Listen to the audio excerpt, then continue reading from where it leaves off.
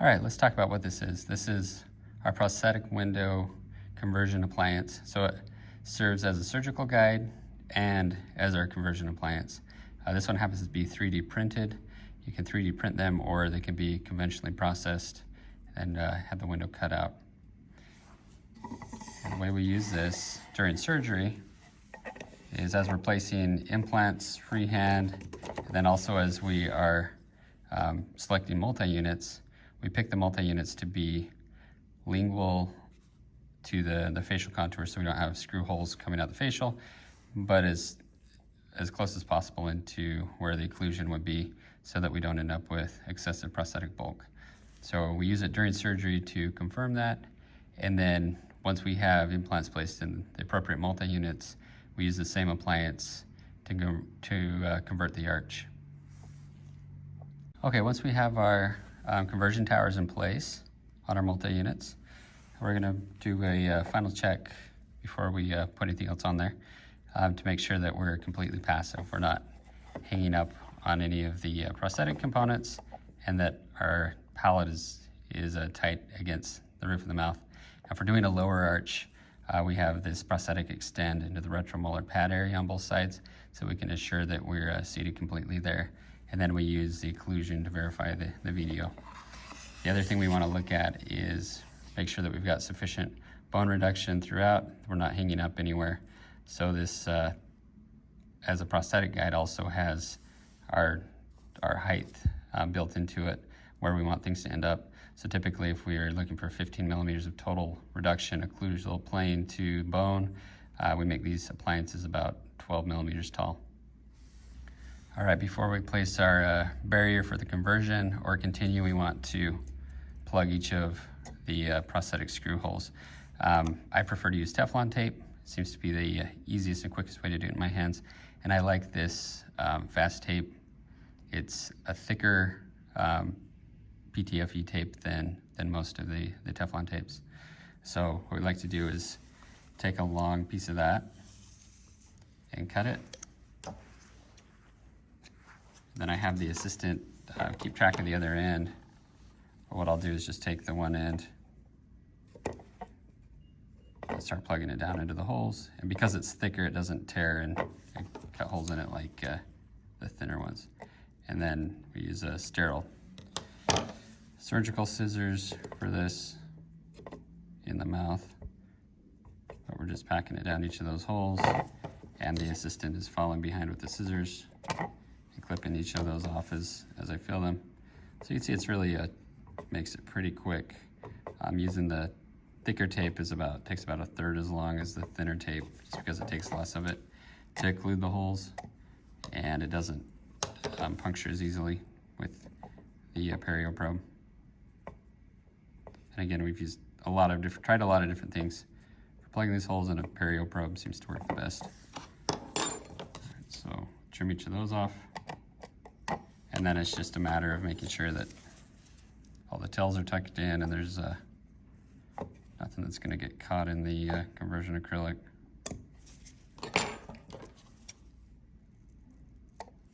Once we have our holes occluded, then we'll get a piece of rubber dam. I like to cut these into fourths so they're more manageable.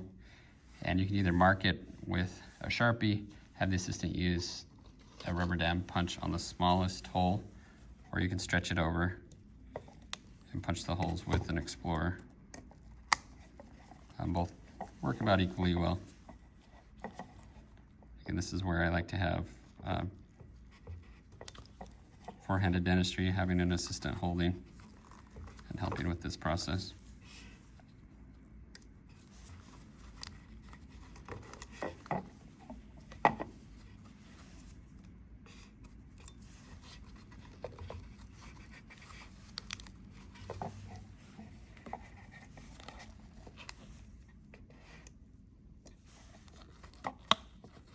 So now we have our rubber dam in place, we've got our holes occluded, and we're ready for our conversion. So I like to do one more final check with the rubber dam, just make sure nothing's binding, that we're completely passive throughout. And once we do that, we'll go and start mixing acrylic.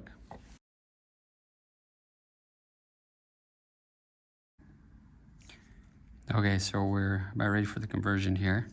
We've got our arch with the prosthetic window in it. We've got our patient that has now the prosthetic conversion towers on. The rubber dam is in place. Everything's passive.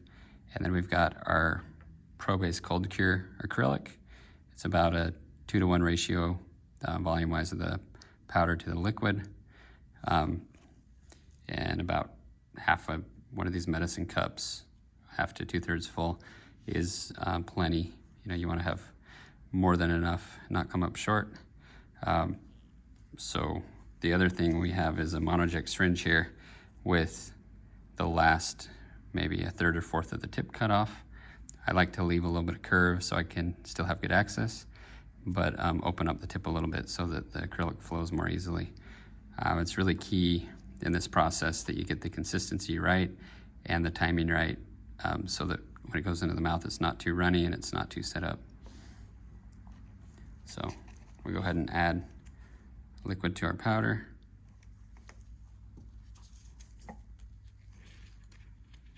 That mixed up.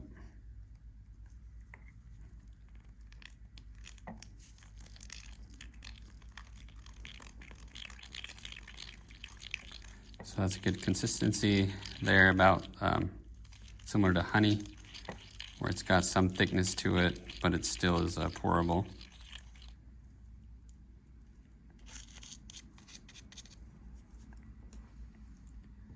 So we're now going to pour this straight into our monoject syringe. For this to react properly, it should not be able to off-gas, and by putting it straight into the syringe, that prevents it from doing so.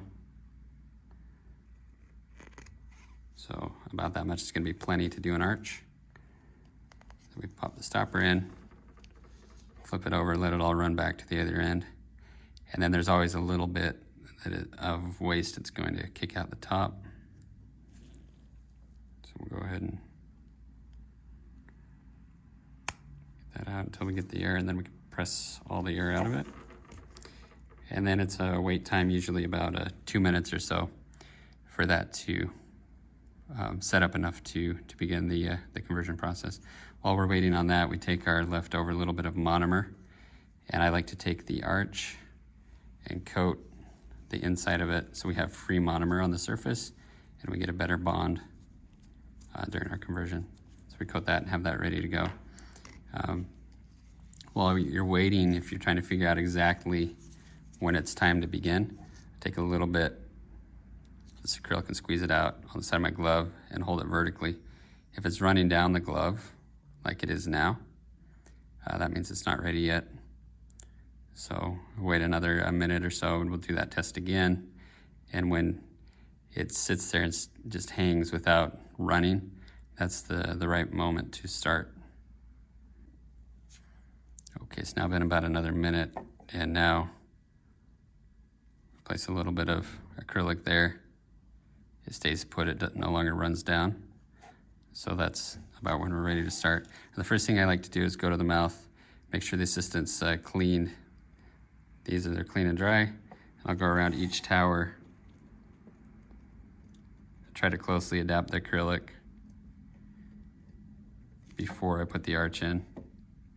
And this lets me know that, helps minimize the chance of getting a void.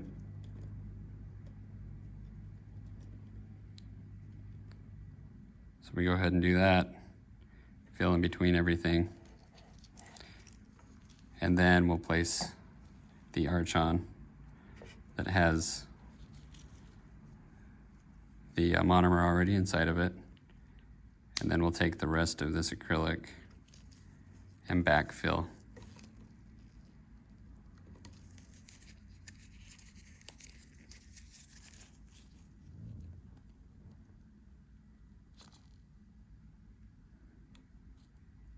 And we don't have to worry about getting any on top of the towers because they're all occluded. Now, if you're working around and you kind of get caught with it setting up on you, you can have a pair of scissors handy and cut the tip back further. So say it starts hardening on you, cut the tip back further, and then you can squeeze that last little bit out that you need. to convert the arch. Now from here, the key is making sure that your arch is where it belongs, keeping things centered, the midline on, the occlusion correct, and then taking this free monomer on a gloved finger, and this is where you create this bar of acrylic that's going to be all the strength. It's really important to use a strong acrylic. Don't use just the standard repair acrylic that's available from your dental supplier.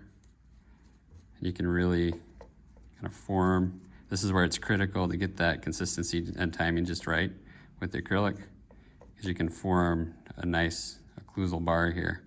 It's going to be the strength, and it's also going to be your occlusion. Now the other thing in the mouth you can do is close the bite as you're doing this process, move my hands to the side and hold it, and then I'll pull their lower jaw or whichever jaw into it to confirm that our occlusion is accurate and roughly where we want it to be. And that will just minimize work, as we finish up. And then of course the other thing we want to do is, so like this patient's upper left, this one's a little deeper. I just like to find those before the acrylic's set all the way to make it easier. So just pull the top of that out. And then depending on the patient too, what I want to do prosthetically, if this is a Bruxer, big guy, big masseters, I'd probably just leave it alone as is right here with an extra thickness. If I do want to thin it up, I now have the opportunity while I'm waiting for things to set, I could come through and shape that palate more, thin the arch, whatever I want to do that way. The nice thing about that monomer on the finger is you can get a really nice smooth finish, which will really minimize the amount of work that you need to do in the lab, which I do these conversions myself, and it takes probably 20 minutes an arch or so. The other thing I'll do is if I get a little bit that slops over the side, I'll take a little monomer and clean the teeth off just so everything looks good. And then we just wait for that to cure all the way. Now, the way to know when it's setting up is it'll start to get hot. So I have an assistant there holding, the excess material, and they can see when it gels and when it starts to heat up. One important thing is when you're doing this technique and you have a big bar of acrylic, you want to have an air water syringe handy because it can get pretty hot with that exothermic reaction as it cures. So I have them, holding one out to the side, paying attention when this starts to heat up. We know that it's at that critical point where I'll have them spray air and water to cool the arch off as things are setting up. Okay, our acrylic is now cured, so we can go ahead and remove the Teflon and take the prosthetic out of the mouth so we can continue to convert.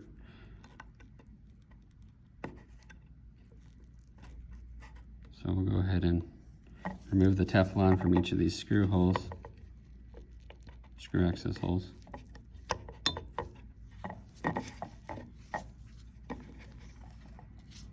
And if the Teflon is hanging up in that channel, what I'll do is I'll take a handpiece, high-speed surgical handpiece with a diamond burr, round diamond, or a football diamond, and just open up the top of that tower so that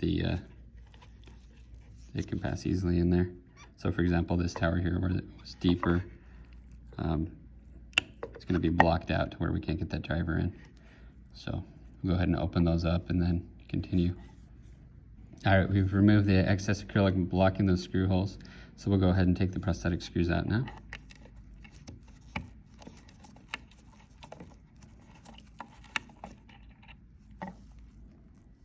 We like to put those on a wet 2x2 to keep track of them. Little guys that will disappear if you're not careful.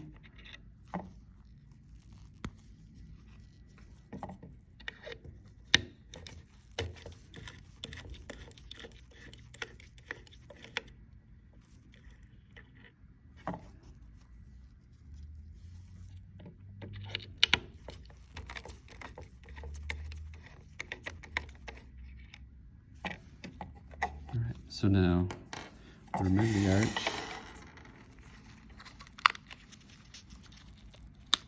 And on the intaglio, we're gonna have some voids.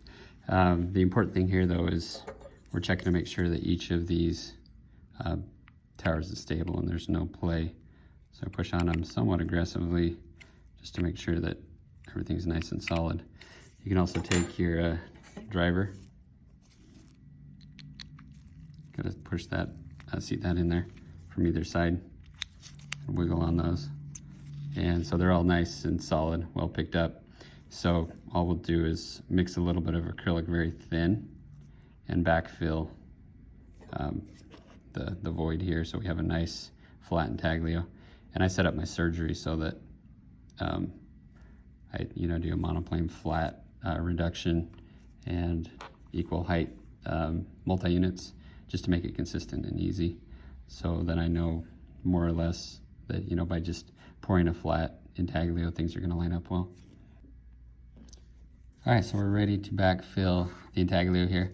Now, of course, in the mouth, there's gonna be saliva, blood, potentially on the inside of this. So we'll rinse it off really well, dry it with compressed air, and then before we go back, I'll just take monomer and run it over with my finger. Anywhere hard to get, you can take a micro brush and make sure you've got it completely coated with the monomer, just so you get a good bond between the layers. And then we're going to mix our acrylic much more runny this time. So we want this to be more of a watery consistency.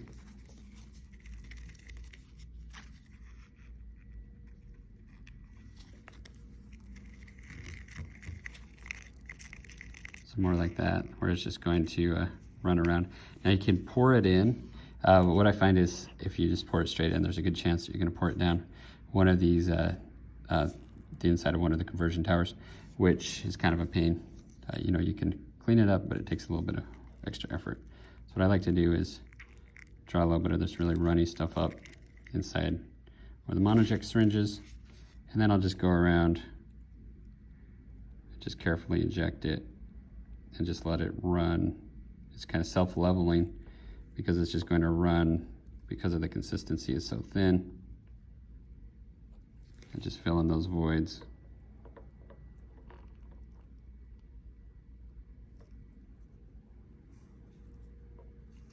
And then if there's anywhere that it's not going, I just drag it around with the end of a micro brush while it's still nice and thin on the consistency. If you've got a little area where it's not running, you can just tip it and just tap it around and let that fill in. Or one little spot that you would need to fill in around a tower, you can drip a little in with the tip of your micro brush. So we do that, and then after it gets a skin on top of it, that thin coating of where it's starting to cure, then I'll throw it in a warm water bath just to speed up the cure. Here's an example of a little bit that flowed into one of these towers. So see, these three are nice and clean and shiny. This one's got a little bit of a dull look to it. I find that while it's still soft, if you can run a micro brush over that and get the bulk of that off, I have a whole pile of them handy so that I can just push that all the way through and clean that up as much as I can before it sets. You can come through this side too. Get the bulk of that off, then it's easy to just flick the last little bit off once it's set up. So I just do that. Like I said, it goes in the warm bath to cure the rest of the way before we start cutting it down and polishing it up. All right, once everything is completely cured, then we're going to start cutting this back and getting it ready to get back in the patient's mouth. I really like to use these diamond wheels because they're great for cutting slots and also shaping with the side. It's a dual purpose thing. So turn that on. When you're starting with this, run it on slow. And as a safety tip, you shouldn't wear gloves with the lathe. You can get wrapped up in it.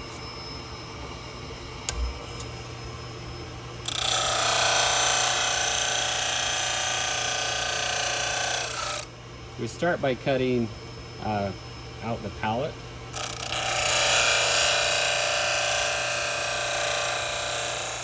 I like to cut 2 slots like that, and then score it over the top and snap the palate out.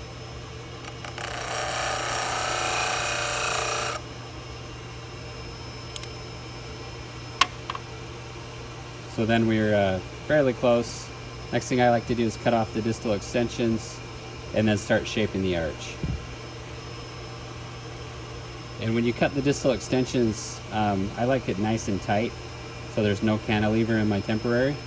That just minimizes the chance of breakage, having to see them in the next 4 months to address something.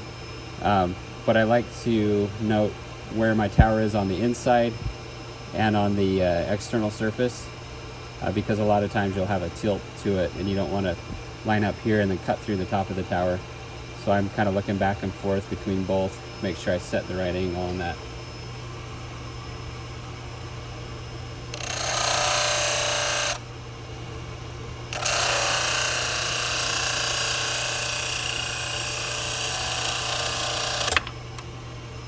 All right, so we have that back one cut off. We'll do the same thing on the other side.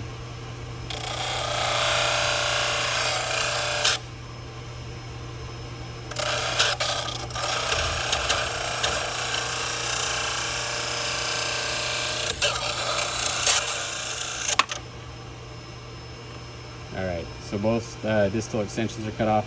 Now we're just going to take that wheel through and shape the external and internal surfaces. Take the rest of those flanges off.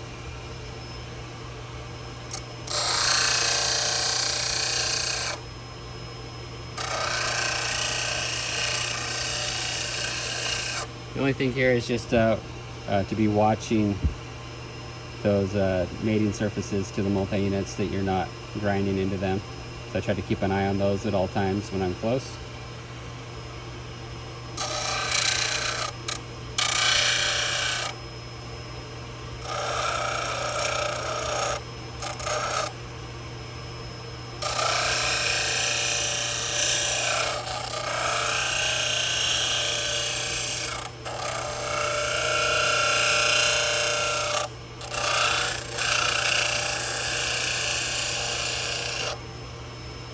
You see we're now shaping that out.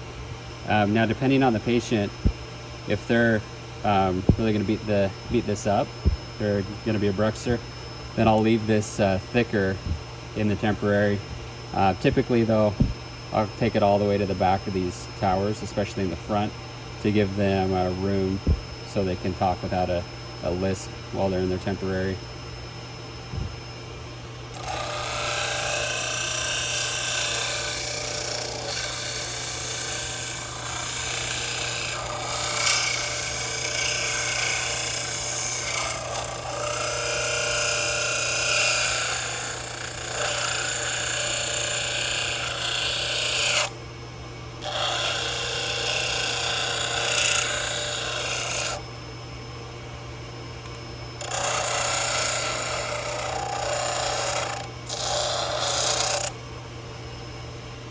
And we're adding curvature to the back of that so there's no sharp spot. And to me, it really doesn't matter where in the tooth it is. I don't go to the back of the next tooth. I used to do that, but found that it increased potential for fracture. So now I just chop it off right behind the tower.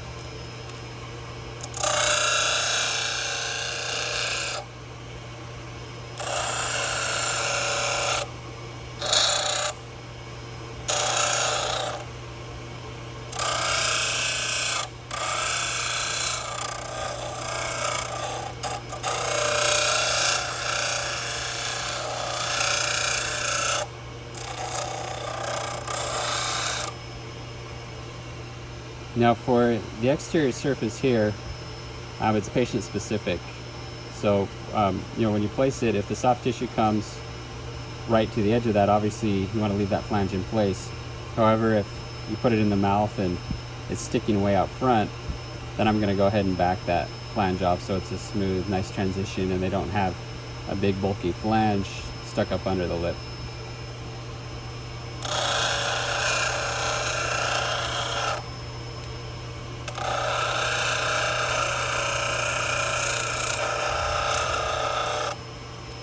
Now this is one nuance of the different materials. If you're using a monolithic milled or printed material, obviously this isn't going to be aesthetic. You know, even if your lab has painted this all pink, when you go to modify that flange, you're going to get the white or tooth color showing through. So we'll show how to address that. Now if it's a traditional processed temporary with this window technique, then you don't have to worry about grinding through the pink, because it's going to be the pink acrylic through and through. You know, what was processed in the lab and then what you added. So then those two should blend together pretty well.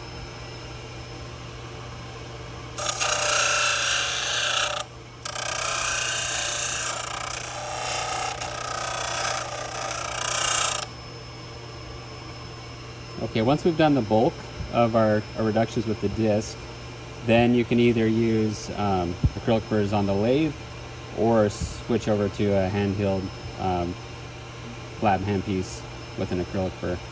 All right, we're gonna come to the lab handpiece here to continue to refine this arch.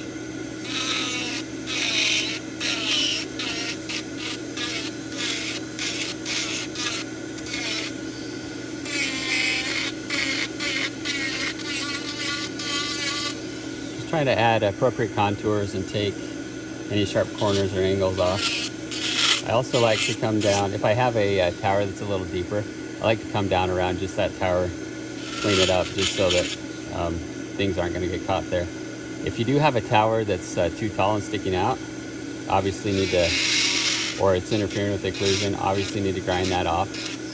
And then after you do that, you want to make sure that before you go back to the mouth, you deburr that so that your prosthetic screws are going to drop into there with no issue.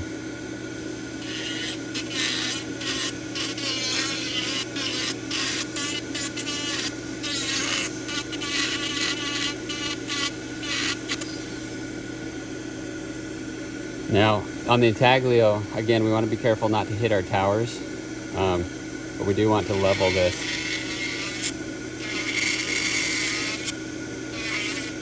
So everything's nice and smooth. We want this to be very cleansable for the patient. I want it to pass what I call the water test, meaning if I was to pour water over the top of the intaglio, it's not going to pool anywhere. It just run off of the appliance. So either flat or convex on the internal surface. Now the other thing commonly when you go to the mouth, the incisive papilla will hang up a little bit. So I like try to be proactive on that and just make a little room for that. On the lower arch, it's pretty much just flat across. It's going to work well.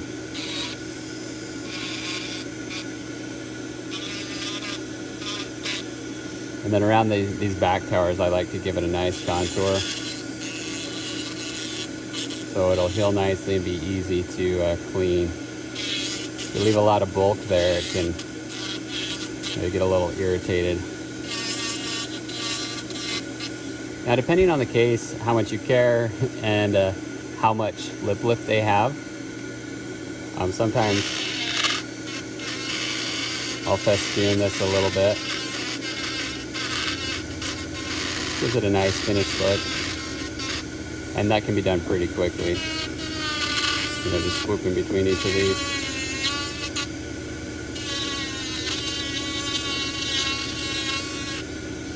See, it doesn't take more than maybe a minute to do that, and that can give it a nice appearance if they have a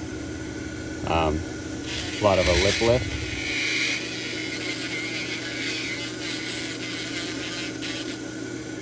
All right, so once we've got the bulk of that done, of course you want to make sure there's no sharp edges. So I just round that off, and then we'll go and polish it. All right, back over to the lathe. Now we're gonna get some pumice and polish this out. And I like to just work all the way around every surface to get it nice and smooth.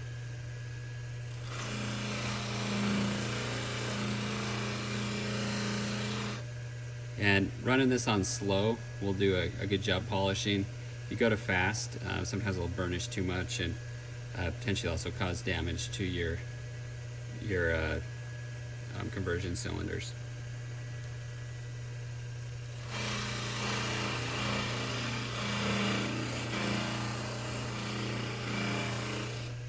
We're just looking to get a nice smooth transition that the patient's gonna like there, where their tongue rests on the lingual surface, and then smooth over any rough corners.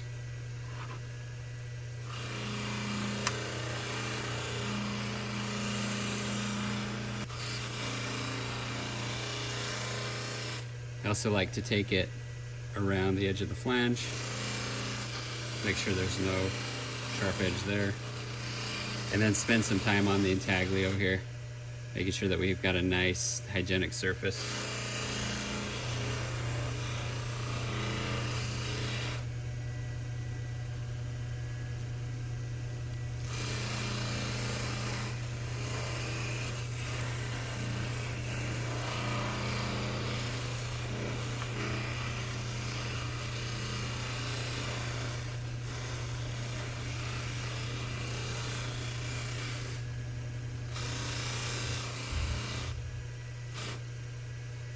Okay, and then once we're happy with everything looks nice and smooth, then I rinse it off and blow each of these out with compressed air, just to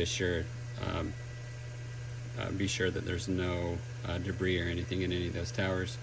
Now also, if any of these were cut back, we want to take a little burr carbide down into those channels and clean off any deburr, any little things that would prevent us from seating a screw.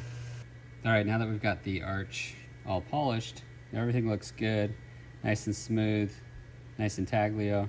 The only thing being this white where we should have pink. Now, if the patient's got a really low lip line and in a full smile they can't show anything, you could just leave that alone. Assuming you want to fix it, there are a couple options. You could flow a thin layer of acrylic over the top of that. I find that to be tedious, takes more time, and I'm all about efficiency. I want to get back there, get it converted, get the patient out of the chair. By the time they're waking up, I want the teeth to be in. So I'm not really a fan of that. What I like to use instead is Optiglaze, red. And we're not looking for perfection here, just enough to give it kind of a pink hue.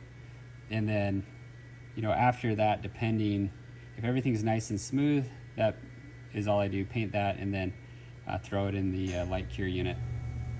If I've still got some irregularity or little voids that I want to fill, I'll follow that with the clear Optiglaze, and all that does is fill things in and give it a nice smooth finish. So to paint this on, you just need a little bit on the brush, and a little bit goes a long way.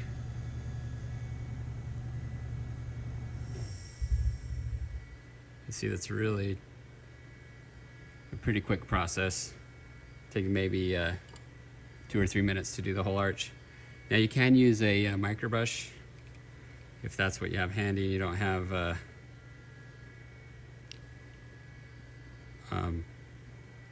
brushes handy. Same thing, just take a little bit, just drag it around. The only thing I find with the micro brushes is sometimes you'll deposit too much and you'll get this little bit of wicking right at the interface there. So that's why I prefer the brush, but you see just a little bit goes a long way, and you just paint that in very quickly.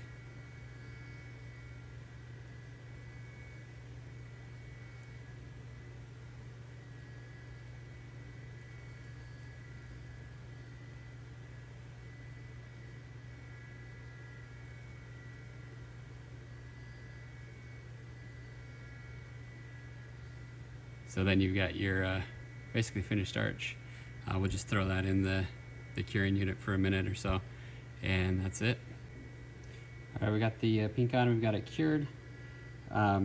We can call it good here and go back to the mouth and seat the prosthetic, or if we want to add a little bit more shine, we take this clear Optiglaze,